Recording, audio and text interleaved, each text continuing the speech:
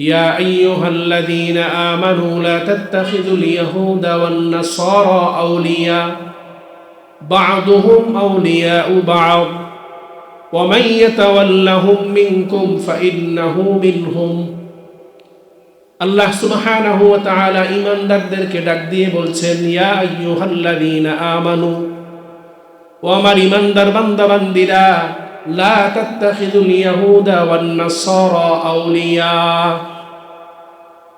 তোমরা ইহুদি নাসারাদেরকে বন্ধু বানাবে না। বা'দুহুম আউলিয়াউ বা'দ, ইহুদি নাসারা তারা হচ্ছে একে অপরের বন্ধু।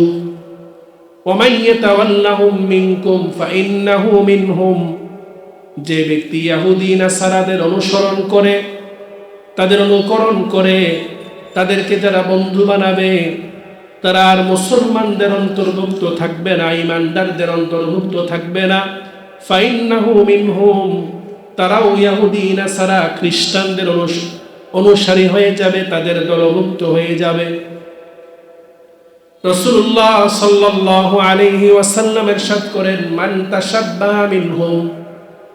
তাশাব্বাহা বিকওমিন ফাহুয়া মিনহুম, যে ব্যক্তি কোন বিজাতীয় সংস্কৃতি, কোন বিধর্মীদের অনুকরণ করলো, কোন অমুসলিমদের কোন সংস্কৃতিকে নিজের সংস্কৃতি মনে করলো, অমুসলিমদের ধর্মীয় অনুষ্ঠানকে নিজের ধর্মীয় অনুষ্ঠান মনে করলো, অমুসলিমদেরকে যারা নিজেদের মনে করে বন্ধু বানালো, ফাহুয়া মিনহুম, আল্লাহ রাসূল বলেন, সে আমার উম্মত থাকবে না, সে মুসলমান থাকবে না, ঈমানদার থাকবে না, সেও ইহুদি খ্রিস্টান, হিন্দু বৌদ্ধ খ্রিস্টানদের অন্তর্ভুক্ত হয়ে যাবে। বর্তমান সময়ে আমাদের সমাজের মধ্যে বিধর্মীদের অনুষ্ঠানকে, বিধর্মীদের সংস্কৃতিকে নিজেদের অনুষ্ঠান মনে করা, তাদের কালচার, কৃষ্টি কালচার, সংস্কৃতিকে নিজেদের কালচার মনে করা, এটা মারাত্মক ভয়াবহ আকার ধারণ করেছে। এটা হচ্ছে অনেক বড় একটা কবিরা গুনাহ। রাসূল আকরাম সাল্লাল্লাহু আলাইহি ওয়াসাল্লাম বলেছেন, খালিফুল ইয়াহুদ ওয়ান নাসারা, তোমরা ইহুদি নাসারাদের বিরোধিতা করো, তাদের ধর্ম কর্ম সবকিছুর বিরোধিতা তোমরা করবে। 25শে ডিসেম্বর গতকাল খ্রিস্টানদের ধর্মীয় উৎসব গিয়েছে, বড়দিন গিয়েছে। এই খ্রিস্টানদের ধর্মীয় উৎসবে দেখা যায় আমাদের মুসলমানদের অনেকেই তাদেরকে শুভেচ্ছা জানাচ্ছে, মেরি ক্রিসমাস ডে, এভাবে করে মানুষ শুভেচ্ছা জানায়। তাদেরকে এভাবে শুভেচ্ছা জানানো সম্পূর্ণ হারাম, হারাম, হারাম, কবিরা গুনাহ। চারো মাযহাবের চারো ইমাম এই বিষয়ে একমত। অমুসলিমদের, বিধর্মীদের ধর্মীয় অনুষ্ঠানে তাদেরকে শুভেচ্ছা জানানো সম্পূর্ণ হারাম। আমরা বেশি একটু সুশীল সাজতে চাই। সুবহানাকা লা ইলমা লানা ইল্লা মা আল্লামতানা ইন্নাকা আনতাল আলিমুল হাকীম। রব্বি জিদনি ইলমা, রব্বি ইশরাহ লি সাদরি ويسر لي أمري واحلل عقدة من لساني يفقهوا قولي. اللهم صل على محمد وأنزله المقعد المقرب عندك يوم القيامة. اللهم صل على محمد وعلى آل محمد كما صليت على إبراهيم وعلى آل إبراهيم إنك حميد مجيد. اللهم بارك على محمد وعلى آل محمد كما باركت على إبراهيم وعلى آل إبراهيم إنك حميد مجيد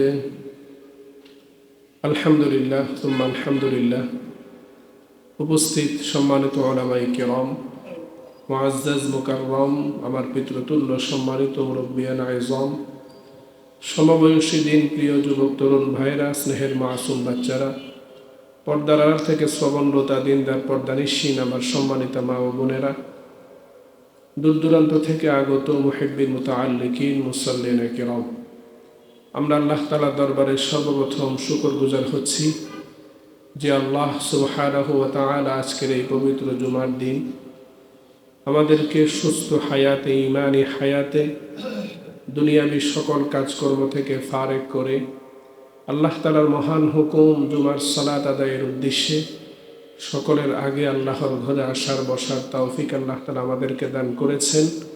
আমরা সকলেই অন্তরের অন্তঃস্থল থেকে, হৃদয়ের গভীর থেকে উচ্চ স্বরে কালিমাত শুকর করছি। সকলেই মুহাব্বতের সাথে পড়ি আলহামদুলিল্লাহ। অসংখ্য অগণিত দরুদ এবং সালামের হাদিয়া পেশ করছি দু জাহানের বাদশাহ সরকারে দো আলম রাহমাতুল লিল আলামিন জনাবে মুহাম্মদুর রাসূলুল্লাহ সাল্লাল্লাহু আলাইহি ওয়াসাল্লামের প্রতি। সম্মানিত মুসল্লিন কিরাম, আরবি মাসের মধ্যে বর্তমান যে মাস শুরু হয়েছে, চলমান,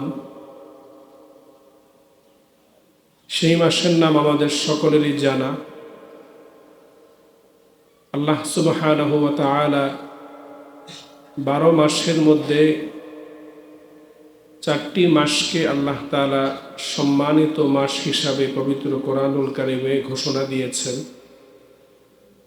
এই সম্মানিত 4টি মাসের মধ্যে হারাম মাসের মধ্যে একটি মাস হচ্ছে বর্তমান চলমান যেই মাস, রজব মাস।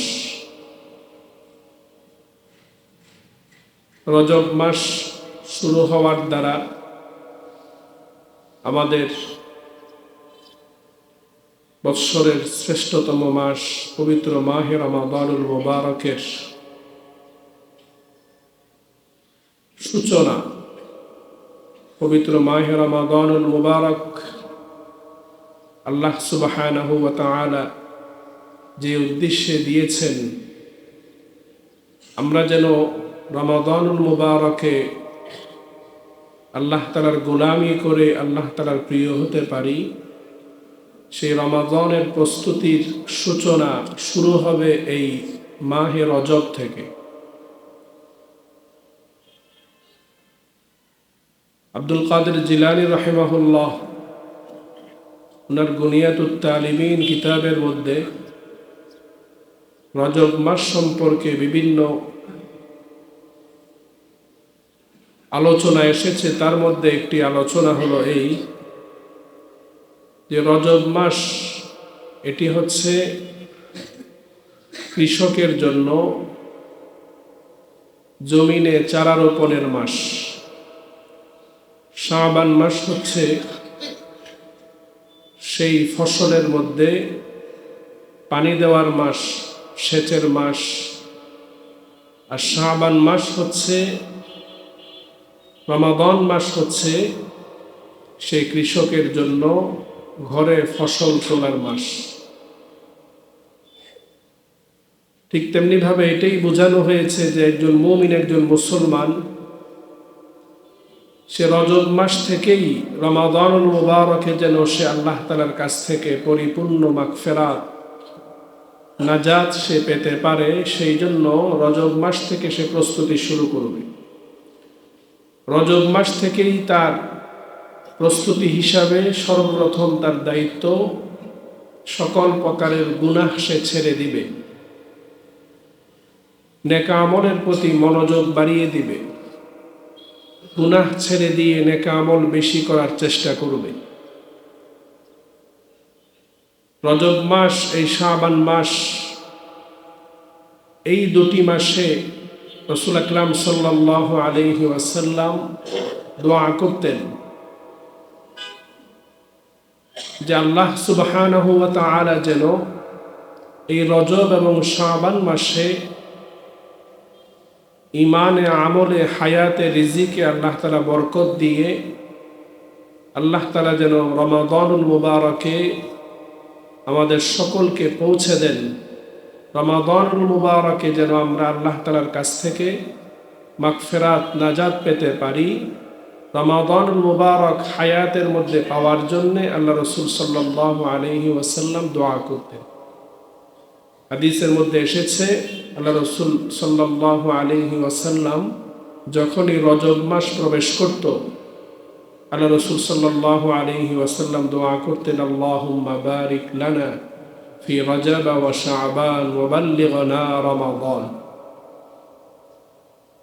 আল্লাহ সুবহানাহু ওয়া তাআলা পবিত্র কোরআনুল কারীমে ইরশাদ করছেন সূরাতুত তাওবার 36 নং আয়াতে, ইন্না ইদ্দাতাশ শুহুরি ইনদাল্লাহি 12 শাহরান ফি কিতাবিল্লাহ ইয়াওমা খালাকাস সামাওয়াতি ওয়াল আরদা মিনহা আরবাআতুন হুরুম যালিকাদ দীনুল কাইয়্যিম ফালা তাযলিমু ফীহিন্না আনফুসাকুম। আল্লাহ তাআলা বলছেন, ইন্না ইদ্দাতাশ শুহুরি ইনদাল্লাহ 12 শাহরান ফি কিতাবিল্লাহ। আল্লাহ তাআলার কাছে পবিত্র কোরআনুল কারীমে গণনার জন্য নির্ধারিত মাস হচ্ছে 12টি, 12 শাহরা। এই গণনার মাস আল্লাহ তাআলা কখন থেকে নির্ধারণ করেছেন? ইয়াউমা খালাকাস সামাওয়াতি ওয়াল আরদা মিনহা, আল্লাহ তাআলা যেদিন আসমান এবং জমিন সৃষ্টি করেছেন সেই দিন থেকে আল্লাহ তাআলা গণনা করার জন্য 12 মাস আল্লাহ তাআলা নির্বাচন করেছে। তারপর আল্লাহ তাআলা বলছেন, মিনহা আরবাআতুন হুরুম, এই 12 মাস যেটি আমি গণনা করার জন্য সৃষ্টি করেছি, নির্ধারণ করেছি, সেই 12টি মাসের মধ্যে 4টি মাস হলো সম্মানিত মাস, হারাম মাস। যালিকাদ দীনুল কাইয়্যিম, এটাই পবিত্র ধর্মের দাবি। ফালা তাযলিমু ফীহিন্না আনফুসাকুম, তোমরা এই হারাম মাসসমূহের উপর, এই হারাম মাসসমূহের মধ্যে তোমরা নিজেদের উপর তোমরা জুলুম করিও না। 4টি হারাম মাস কি, এই ব্যাপারে বুখারীর বর্ণনায় এসেছে, রাসূল আকরাম সাল্লাল্লাহু আলাইহি ওয়াসাল্লাম ইরশাদ করেন যে 4টি হারাম মাস, সেটির বর্ণনা দিয়ে আল্লাহ রাসূল বলেন তার মধ্যে একটি হচ্ছে যুলকাদা, দ্বিতীয়টি হচ্ছে যুলহিজ্জা, 3 নম্বর হচ্ছে মুহররম এবং 4 নম্বর হচ্ছে রজব। এই 4টি মাস সম্মানিত মাস, হারাম মাস। আল্লাহ সুবহানাহু ওয়া তাআলা এই 4টি মাসে বিশেষ করে আমাদেরকে উদ্দেশ্য করে বলেছেন, ফালা তাযলিমু ফীহিন্না আনফুসাকুম, তোমরা এই 4 মাসে নিজেদের উপর নিজেরা জুলুম করিও না। নিজেদের উপর নিজেরা জুলুম করার অর্থ হচ্ছে নিজেরা নিজেদেরকে জাহান্নামের দিকে নিয়ে যেও না। নিজের উপর নিজের সবচাইতে বড় জুলুম হলো যে নিজেকে জাহান্নামের দিকে নিয়ে যায়। আর জাহান্নামের দিকে মানুষ কখন যায়?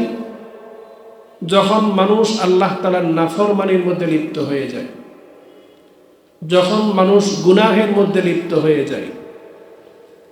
মানুষ যখন গুনাহ করে, আল্লাহ তাআলার নাফরমানির মধ্যে লিপ্ত হয়ে যায়, তখন সে নিজেকে নিজে জাহান্নামের দিকে নিয়ে যায়। নিজের উপর নিজের সবচেয়ে বড় জুলুম হচ্ছে গুনাহের মধ্যে লিপ্ত থাকা। গুনাহের মধ্যে লিপ্ত হয়ে যাওয়া, এটা হচ্ছে নিজের উপর নিজের সবচেয়ে বড় জুলুম। গুনাহের মধ্যে কিছু গুনাহ আছে যেগুলোকে আমরা ছোট গুনাহ বলি, সগীরা গুনাহ বলি। গুনাহের মধ্যে অনেক গুনাহ আছে যেগুলোকে আমরা বড় গুনাহ বলি, কবিরা গুনাহ বলি। কবিরা গুনাহ হচ্ছে এমন গুনাহ, যেই গুনাহ করার দ্বারা, যেই গুনাহ করলে আল্লাহ এবং আল্লাহ রসুলের পক্ষ থেকে জাহান্নামের আযাব, জাহান্নামের শাস্তির ধমকি এসেছে। যেই গুনাহ করলে আল্লাহ এবং আল্লাহ রসুলের অভিশাপের কথা এসেছে। কবিরা গুনাহ এমন গুনাহ যেগুলো শরীয়তের মধ্যে হারাম করা হয়েছে। যেই গুনাহ করার পর তাওবা না করলে, সেই গুনাহ থেকে ফিরে না আসলে আল্লাহ তাআলা সেই গুনাহ ক্ষমা করবেন না।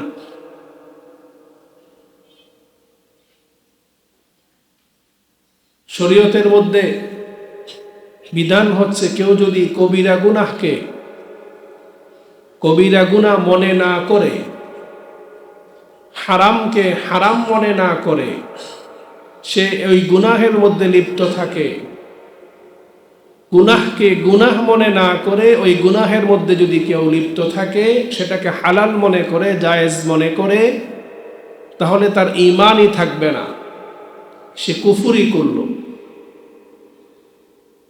আর কারোর যদি ঈমান না থাকে, তাহলে তো সে আবাদুল আবাদ, চিরস্থায়ীভাবে তার স্থান হবে জাহান্নাম, সে যতই নেক আমল করুক না কেন।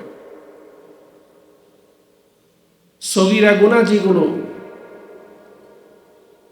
সেগুলো নেক আমলের মাধ্যমে আল্লাহ তাআলা ক্ষমা করে দেন। যেমন আজকে যারা আমরা জুমার নামাজ পড়ার জন্য এসেছি, গত জুমা যারা আদায় করেছেন, আল্লাহ তাআলার কাছে যাদের জুমা কবুল হয়েছে, গত জুমা থেকে নিয়ে আজকের জুমা পর্যন্ত মাঝখানে এক সপ্তাহে আমরা যত সগীরা গুনাহ করেছি, আজকের এই জুমার উসিলায় আল্লাহ তাআলা আমাদের সগীরা গুনাহগুলো ক্ষমা করে দিবেন। সুবহানাল্লাহ। নেক আমলের মাধ্যমে আল্লাহ তাআলা সগীরা গুনাহগুলো ক্ষমা করে দেন। তবে সগীরা গুনাহ যদি কেউ বারবার করতে থাকে, কন্টিনিউ করতে থাকে, তাহলে ওই সগীরাটাও এক সময় সগীরা থাকে না, সেটাও কবিরা গুনাহের মধ্যে জড়িত হয়ে যায়। কেউ যদি কবিরা গুনাহ থেকে বিরত থাকতে পারে, হারাম থেকে নিজেদেরকে বাঁচাতে পারে, তাহলে আল্লাহ সুবহানাহু ওয়া তাআলা সেই হারাম থেকে বাঁচার কারণে অটোমেটিক আল্লাহ তাআলা সগীরা গুনাহগুলো ক্ষমা করে দেন। আল্লাহ তাআলা পবিত্র কোরআনুল কারীমে ইরশাদ করছেন, ইন তাজতানিবু কাবাইরা মা তুনহাউনা আনহু নুকাফির আনকুম সাইয়্যাতিকুম ওয়া নুদখিলকুম মুদখালান কারীমা। আল্লাহ সুবহানাহু ওয়া তাআলা পবিত্র কোরআনে ঘোষণা দিচ্ছেন, ও আমার বান্দারা, তোমরা যদি নিজেদেরকে কবিরা গুনাহ থেকে বাঁচাতে পারো, ইন তাজতানিবু কাবাইরা মা তুনহাউনা আনহু, যেই সকল কবিরা গুনাহ থেকে তোমাদেরকে নিষেধ করা হয়েছে, সেই নিষিদ্ধ হারাম গুনাহ থেকে, কবিরা গুনাহ থেকে যদি তোমরা নিজেদেরকে বাঁচাতে পারো, নুকাফির আনকুম সাইয়্যাতিকুম, তাহলে আমি তোমাদের সগীরা গুনাহগুলো অটোমেটিক ক্ষমা করে দিব। ওয়া নুদখিলকুম মুদখালান কারীমা, এবং তোমাদেরকে আমি সম্মানিত স্থান জান্নাতে প্রবেশ করাবো। সুবহানাল্লাহ। কবিরা গুনাহ থেকে যারা নিজেদেরকে বাঁচাতে পারবে, তাদের ব্যাপারে আল্লাহ তাআলা দুটি পুরস্কারের ঘোষণা। নাম্বার 1, আল্লাহ তাআলা তাদের সগীরা গুনাহগুলো ক্ষমা করে দিবেন। নাম্বার 2, আল্লাহ তাআলা তাদেরকে জান্নাতে প্রবেশ করাবেন। আর যারা কবিরা গুনাহের সাথে সবসময় ডুবে থাকে, গুনাহের মধ্যে নিমজ্জিত হয়ে যায়, আল্লাহ তাআলা তাদেরকে জাহান্নামের শাস্তি ভোগ করাবেন। আল্লাহ তাআলা পবিত্র কোরআনে ইরশাদ করছেন, বালা মান কাসাবা সাইয়্যাতাও ওয়া আহাতাত বিহি খাতিআতুহু ফাউলাইকা আসহাবুন নার হুম ফিহা খালিদুন। আল্লাহ সুবহানাহু ওয়া তাআলা বলছেন, বালা মান কাসাবা সাইয়্যা, যে ব্যক্তি কোনো কবিরা গুনাহের সাথে লিপ্ত হয়ে গেল, জড়িত হয়ে গেল, গুনাহ করে ফেলল, ওয়া আহাতাত বিহি সাইয়্যাতু, গুনাহ করার পর সেই গুনাহ থেকে সে ফিরে আসলো না, গুনাহ থেকে সে নিজেকে বাঁচাতে পারল না, বরঞ্চ সে গুনাহের মধ্যে এমন ভাবে ডুবে পড়ল যে চারদিক থেকে তাকে গুনাহ বেষ্টন করে ফেলল। ফাউলাইকা আসহাবুন নার, আল্লাহ তাআলা বলছেন যারা সব সময় গুনাহের মধ্যে লিপ্ত থাকে তারা হলো ওই সমস্ত মানুষ, আসহাবুন নার, তারা হলো জাহান্নামের অধিবাসী।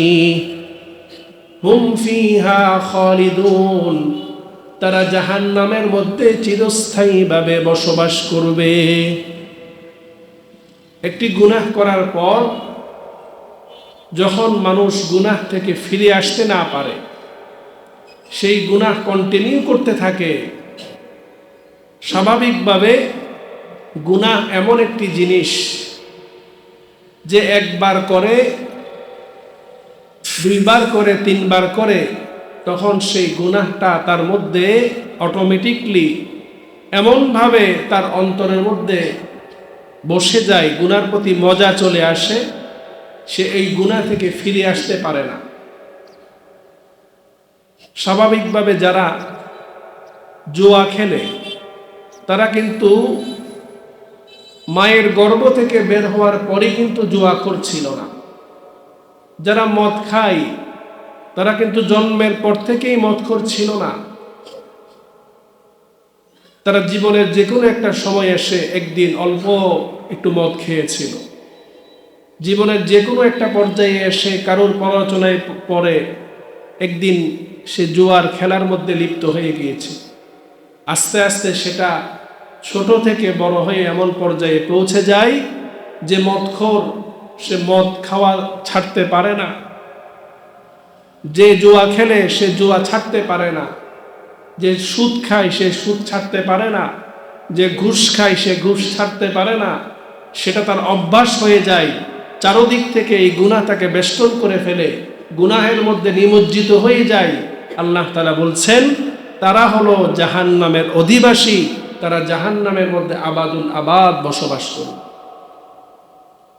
এই জন্য মুহতারাম হাজিরিন, রমাদানুল মুবারকের প্রস্তুতি রজব মাস থেকেই আমাদের শুরু করতে হবে। আর রজব মাস থেকে রমাদানুল মুবারকের প্রস্তুতি শুরু হবে। আমাদের প্রথম কর্মসূচি হবে আমাদেরকে সকল প্রকারের গুনাহ ছেড়ে দিতে হবে। যারা গুনাহের মধ্যে আমরা জড়িত রয়েছি, গুনাহ ছাড়তে কষ্ট হবে, কিন্তু আল্লাহ তাআলার ভয়ে, জাহান্নামের আযাবের ভয়ে, আল্লাহ তাআলার কাছ থেকে ক্ষমা পাওয়ার আশায় আমরা এই রজব মাস থেকে রমাদানের প্রস্তুতি হিসাবে গুনাহ ছেড়ে দিই। কবিরা গুনাহগুলোর মধ্যে অনেকগুলো কবিরা গুনাহ রয়েছে। সবচাইতে বড় কবিরা গুনাহের নাম হচ্ছে শিরিক করা, আল্লাহ তাআলার সাথে শরীক স্থাপন করা, অংশীদার স্থাপন করা। শিরিক হচ্ছে সবচাইতে বড় কবিরা গুনাহ। কেউ যদি শিরিক করার পর তাওবা না করে, শিরিকের গুনাহ থেকে ফিরে না আসে, তাহলে কখনো সে আল্লাহ তাআলার কাছে ক্ষমা পাবে না। আল্লাহ সুবহানাহু ওয়া তাআলা পবিত্র কোরআনে ইরশাদ করছেন, ইন্নাশ শিরকা লাযুলমুন আযীম, নিশ্চয় শিরিক হচ্ছে সবচাইতে বড় জুলুম, সবচাইতে বড় অন্যায়, সবচাইতে বড় পাপ। ইন্নাল্লাহা লা ইয়াগফিরু আন ইউশরাকা বিহি ওয়া ইয়াগফিরু মা দুনা যালিকা লিমান ইয়াশা। আল্লাহ সুবহানাহু ওয়া তাআলা বলছেন যে আল্লাহ তাআলা শিরিকের গুনাহ ছাড়া অন্য সকল গুনাহ আল্লাহ তাআলা চাইলে ক্ষমা করে দিবেন। কিন্তু শিরিকের গুনাহ তাওবা ছাড়া আল্লাহ তাআলা ক্ষমা করবেন না। সবচাইতে বড় কবিরা গুনাহের নাম হচ্ছে শিরিক। আর এই শিরিক আমাদের ঈমানকে ধ্বংস করে ফেলে। শিরিক করার দ্বারা মানুষ মুশরিক হয়ে যায়। মূর্তি পূজারী যারা, তারা যেমনি ভাবে মুশরিক, যারা আল্লাহ তাআলার সাথে শিরিক করে, আল্লাহ ছাড়া অন্য কারোর সামনে গিয়ে সিজদা দেয়, আল্লাহ ছাড়া অন্য কারোর কাছ থেকে যারা সাহায্য চায়, তারা যতই নেক আমল করুক না কেন, যতই ইবাদত করুক না কেন, তার কোনো ইবাদত আল্লাহ তাআলার দরবারে গ্রহণযোগ্য হবে না। আল্লাহ তাআলা পবিত্র কোরআনে আমাদের নবীকে উদ্দেশ্য করে বলেছেন, লা ইয়াহবাতান্না আমালুক, হে নবী, আপনিও যদি শিরিকের মতো গুনাহের মধ্যে লিপ্ত থাকেন, আপনার সারা জীবনের সকল গুনাহ বরবাদ হয়ে যাবে। নবীকে বলার দ্বারা আল্লাহ তাআলা উম্মতকে সতর্ক করেছেন। এই জন্য আমাদের সকলকে কবিরা গুনাহের মধ্যে সবচাইতে বড় গুনাহ যেটা কবিরা গুনাহ, যেটা হচ্ছে শিরিক, সেই শিরিকের গুনাহ থেকে আমাদেরকে ফিরে আসতে হবে। আল্লাহ ছাড়া আর কারোর সামনে সিজদা দেওয়া যাবে না, আল্লাহ ছাড়া আর কারোর কাছে চাওয়া যাবে না, আশা করা যাবে না। আল্লাহ সুবহানাহু ওয়া তাআলা আমাদের সকলকে শিরিকের মতো বড় কবিরা গুনাহ থেকে বিরত থাকার তৌফিক দান করুন। কবিরা গুনাহের মধ্যে আরেকটি কবিরা গুনাহের নাম, সেটি হচ্ছে বিধর্মী যারা, কাফের বেঈমান যারা, ইহুদি খ্রিস্টান মুশরিক, তাদের আদর্শ অনুসরণ করা, বিজাতীয় সংস্কৃতি অনুসরণ করা, সেটা হচ্ছে অন্যতম কবিরা গুনাহ।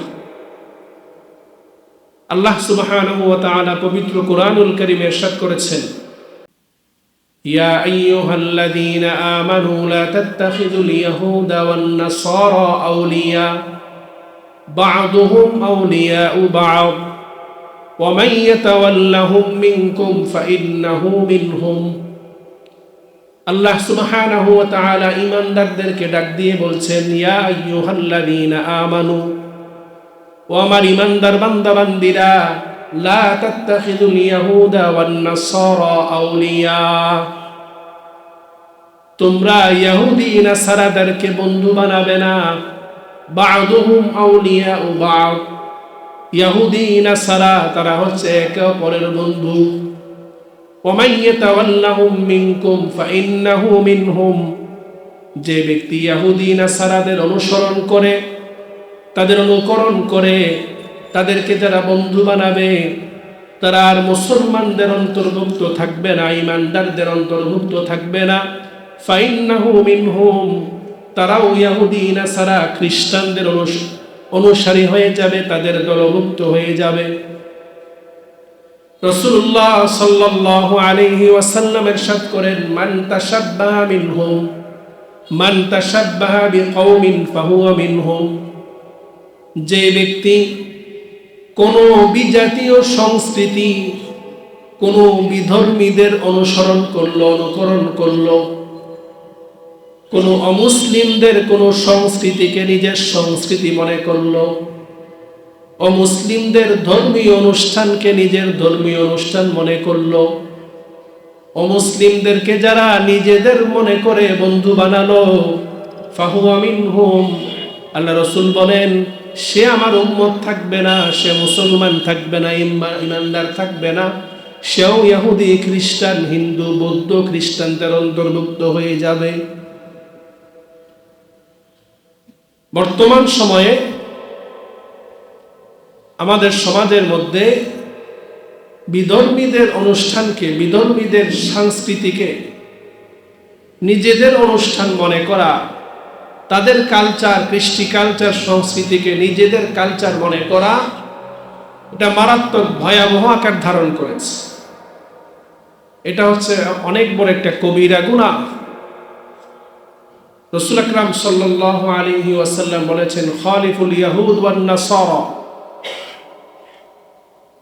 তোমরা ইহুদি নাসারাদের বিরোধিতা করো, তাদের ধর্ম কর্ম সবকিছুর বিরোধিতা তোমরা করবে।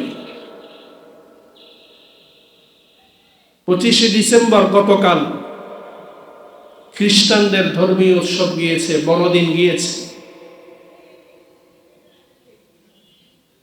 এই খ্রিস্টানদের ধর্মীয় উৎসবে দেখা যায় আমাদের মুসলমানদের অনেকেই তাদেরকে শুভেচ্ছা জানাচ্ছে, মেরি ক্রিসমাস ডে, এভাবে করে মানুষ শুভেচ্ছা জানায়। তাদেরকে এভাবে শুভেচ্ছা জানানো সম্পূর্ণ হারাম, হারাম, হারাম, কবিরা গুনাহ। চারো মাযহাবের চারো ইমাম এই বিষয়ে একমত। অমুসলিমদের, বিধর্মীদের ধর্মীয় অনুষ্ঠানে তাদেরকে শুভেচ্ছা জানানো সম্পূর্ণ হারাম।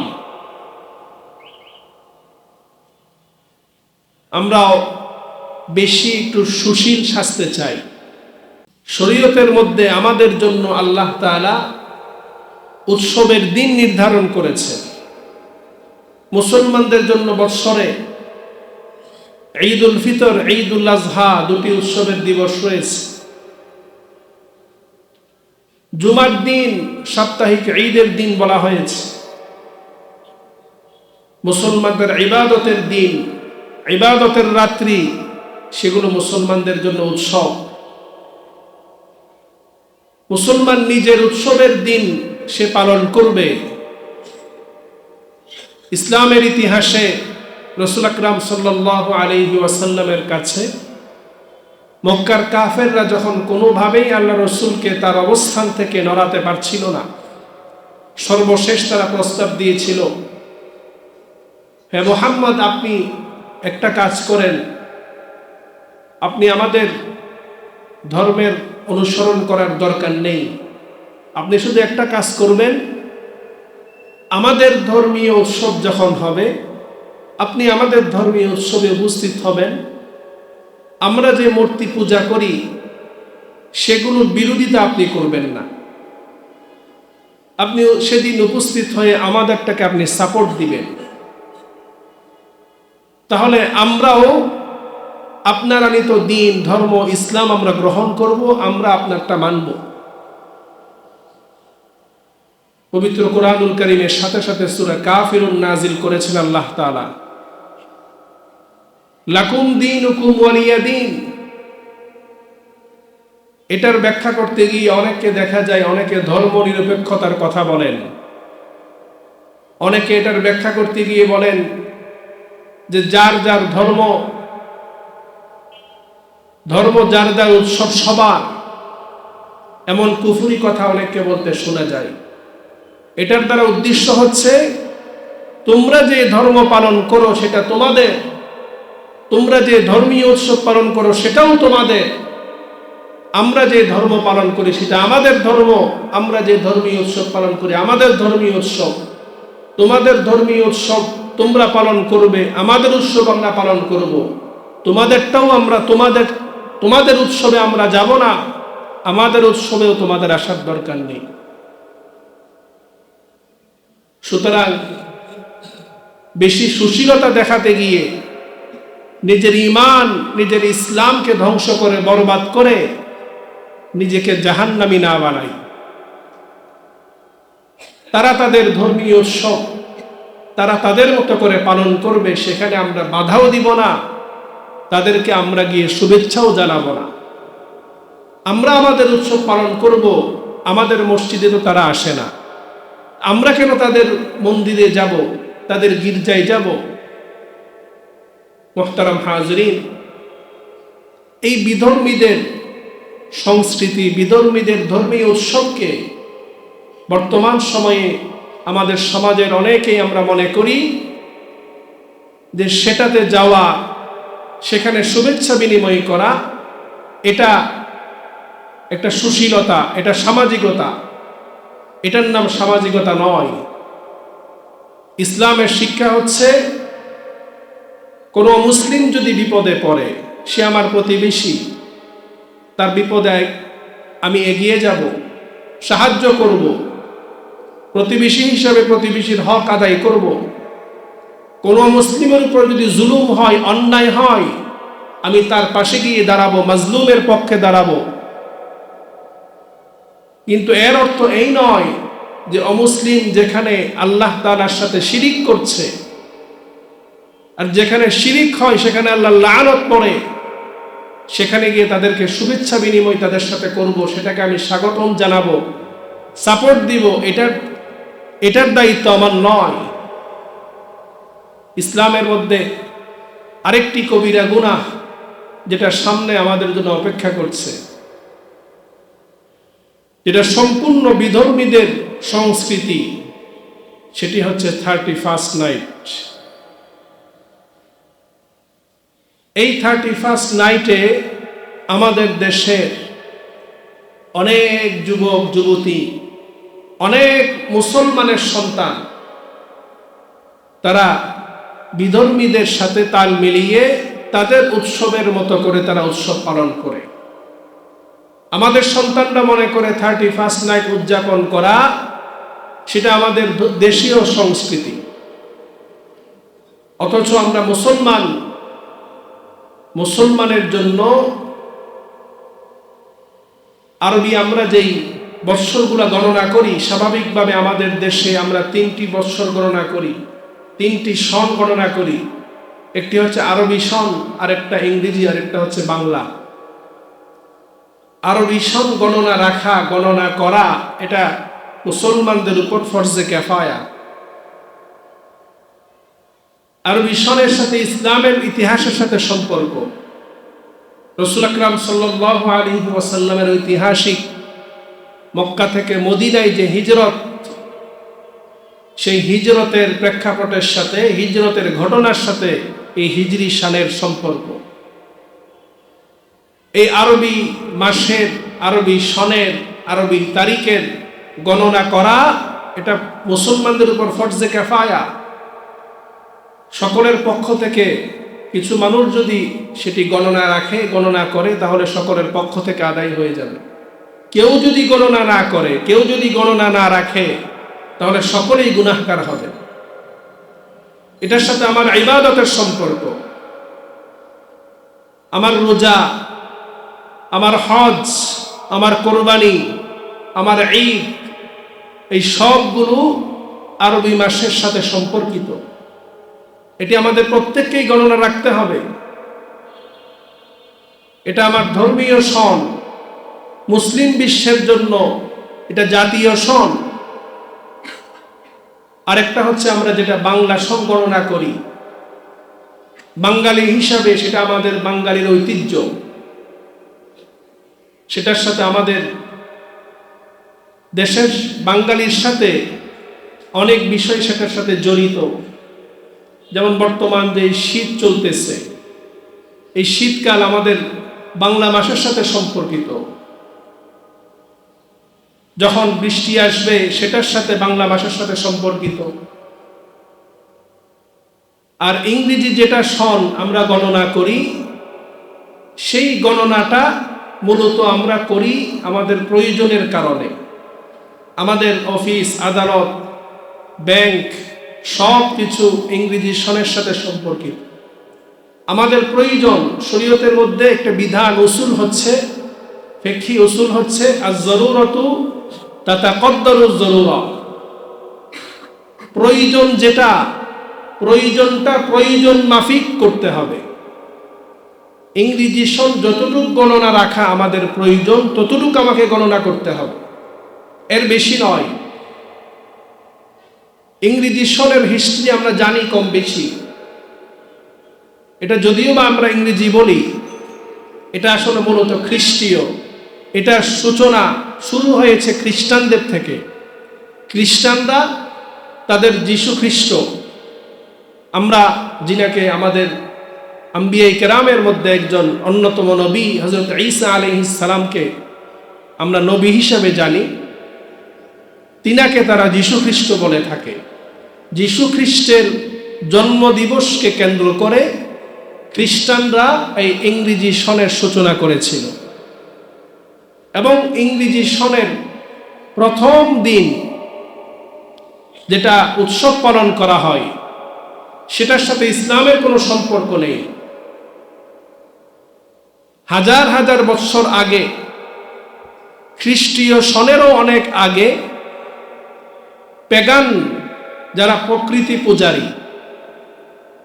প্রকৃতি পূজারীরা তারা সর্বপ্রথম তারা বৎসরের প্রথম দিনকে তাদের ধর্মীয় উৎসব হিসেবে পালন করত। যারা আগুন, বাতাস, পানি ইত্যাদির পূজা করত তাদেরকে তারা ক্ষুধা মনে করত। এই প্রকৃতি পূজারীরা সর্বপ্রথম তারা বৎসরের প্রথম দিবসের এই উৎসব তারা পালন শুরু করে। তাদের মধ্যে একজন ব্যক্তির নাম হচ্ছে জুলিয়াস সিজার। সে সিজার নামক একটি দেবতার পূজা করত। ওই দেবতার নামে সে তার নামের সাথে যুক্ত করেছে জুলিয়াস সিজার। সে সর্বপ্রথম গ্রেগরিয়ান ক্যালেন্ডার সে চালু করে এবং ওই ক্যালেন্ডার চালু করার পরে বৎসরের প্রথম দিবস, ওই দিবসকে সে তাদের ধর্মীয় উৎসব হিসাবে পালন করত। পরবর্তীতে খ্রিস্টানদের মধ্যে যারা রোমান খ্রিস্টানদের একজন ভাগ্য দেবতা ছিল, যে ভাগ্য দেবতার নাম হচ্ছে জানুস। এই জানুস দেবতার নামেই ইংরেজি মাসের প্রথম যে নাম জানুয়ারি, এই জানুস থেকে রাখা হয়েছে বলে অনেক মন্তব্য পাওয়া যায়। এই জানুস দেবতার তারা পূজা করত 31শে ডিসেম্বর রাত্রিতে। তারা ওই জানুস দেবতার পিছন দিকে এসে পূজা করত। তারা মনে করত বিগত যে বৎসরটা গিয়েছে, এই বৎসরটা যে আমাদের কল্যাণ যা আমরা পেয়েছি এবং আজকের রাত্রি পর্যন্ত যে হায়াত পেয়েছি, সেটার মূল কারণ হচ্ছে সেটি আমাদেরকে জানুস দেবতা দান করেছে। নাউযুবিল্লাহ। এবং 31শে ডিসেম্বর যখন 12টা 1 মিনিট হয়ে যেত, তারা জানুস দেবতার সামনের দিকে এসে পূজা করত। এই আশা নিয়ে তারা পূজা করত যে জানুস দেবতার সামনের দিকে পূজা করলে আমাদের সামনের বৎসর পুরাটা আমাদের জন্য জানুস দেবতা মঙ্গল বয়ে আনবে। নাউযুবিল্লাহ। সেই রাত্রিতে তারা ধর্মীয় উৎসব হিসাবে তারা পূজা করত। এবং বর্তমান সময়ে যেটা আমরা করে থাকি, বিভিন্ন ডিজে পার্টি করি, মদের আসর করি, গান বাজনার আয়োজন করি, সব তারা করত। আমাদের দেশে এটা কিভাবে এসেছে? দীর্ঘদিন পর্যন্ত এই দেশ মুসলমানরা শাসন করেছে, প্রায় 800 বৎসর। তারপরে ইংরেজদের শাসন এসেছে, প্রায় 200 বৎসর ইংরেজরা শাসন করেছে আমাদের দেশ, গোটা ভারতবর্ষ। তাদের শাসনামলে এই ইংরেজরা তাদের সেই কালচার, ধর্মীয় তাদের এই সংস্কৃতি আমাদের ভিতরে তারা প্রবেশ করিয়েছে। সেই ইহুদি খ্রিস্টানদের সেই ধর্মীয় সংস্কৃতি, এই 31st নাইট পালন করা, আজকে মুসলমানরা নিজের উৎসব মনে করে মুসলমানের সন্তান পালন করছে। অথচ এটার সাথে ইসলামের কোনো সম্পর্ক নেই। এটা সম্পূর্ণ খ্রিস্টানদের সংস্কৃতি, বিধর্মীদের সংস্কৃতি। আর যারা বিধর্মীদের সংস্কৃতি যারা পালন করে, বিধর্মীদের অনুসরণ যারা করে, রাসূল আকরাম সাল্লাল্লাহু আলাইহি ওয়াসাল্লাম বলেছেন তারা হলো তাদের অন্তর্ভুক্ত, তারা মুসলমানদের অন্তর্ভুক্ত নয়। হাদিসের মধ্যে এসেছে, হযরত ওমর রাদিয়াল্লাহু আনহু তিনি বলেছেন, ইজতানিবু আ'দা আল্লাহি ফি ঈদিহিম। কাফের বেঈমান তারা সবাই হচ্ছে আল্লাহর দুশমন। আল্লাহর দুশমনদের তাদের ধর্মীয় উৎসব, ধর্মীয় সংস্কৃতি থেকে তোমরা নিজেদেরকে বাঁচিয়ে রাখো। এই জন্য মুহতারাম হাজিরিন, সামনে যেই 31st নাইট আসতেছে, আমরা যারা মুসলমান, আমরা যারা ইমানদার, আমাদেরকে চিন্তা করতে হবে এই 31st নাইট উদযাপন এটা আমার মুসলমানের কাজ না, এটা ইমানদারের কাজ না, এটা সম্পূর্ণ হারাম, সম্পূর্ণ হারাম। কি জন্য হারাম? কারণ এই 31st নাইট এটা খ্রিস্টানদের ধর্মীয় সংস্কৃতি, আর খ্রিস্টানদের অনুসরণ করা শরীয়তের মধ্যে হারাম। এটা কি জন্য হারাম? কারণ এই রজনীতে অশ্লীলতা, বেহাইয়াপনা, নারী পুরুষের অবাধ মেলামেশা বিভিন্ন হোটেলগুলোর মধ্যে, 5 স্টার হোটেল, 4 স্টার হোটেলগুলোর মধ্যে হয়ে থাকে। সেখানে নাচ, গান, বাদ্য, মদ, এমন কোনো জিনিস নাই, হারাম কোনো কাজ হয় না। সুতরাং এই সমস্ত কাজ ইসলামের মধ্যে সম্পূর্ণ হারাম, সেখানে কোনো মুসলমান যেতে পারে না। এই কাজ মুসলমানদের জন্য এই জন্য হারাম, কারণ এই রজনীতে আমাদের অনেক মুসলমানের সন্তানরা যেভাবে আতশবাজি করে, পটকাবাজি করে, বোমা ফুটায়, এই আতশবাজি, পটকাবাজি, বোমা ফুটানো, এটার দ্বারা অনেক মানুষ কষ্ট পায়, অনেক অসুস্থ মানুষ কষ্ট পায়, অনেক বয়োবৃদ্ধ মানুষ কষ্ট পায়। আর কোনো মানুষকে কষ্ট দেওয়া শরীয়তের মধ্যে সম্পূর্ণ হারাম, হারাম, হারাম।